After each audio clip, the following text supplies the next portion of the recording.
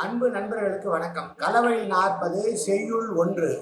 நாள் ஞாயிறு உற்ற செறிவிற்கு வீழ்ந்தவர் வாழ்மாய் குறிது களிறு உழக்க தாழ் மாய்ந்து முற்பகலெல்லாம் குழம்பு ஆகி பிற்பகல் துப்பு துகளின் கெழுவும் புனல் நாடன் தப்பியார் அட்டகளத்து. போர்க்களத்தினுடைய நிலைமையை சொல்லுகிறார்.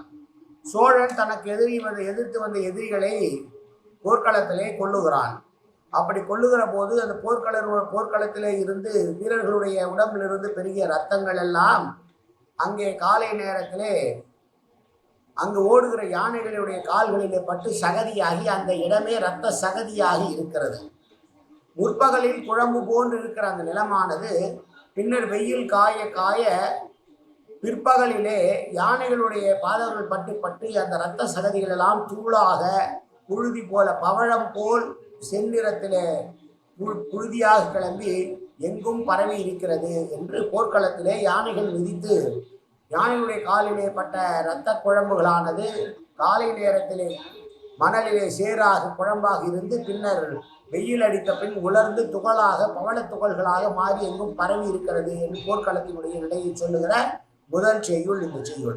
மீண்டும் செய்யுள்.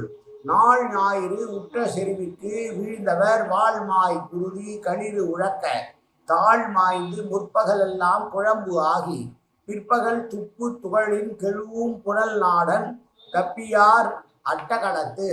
நன்றி, வணக்கம்.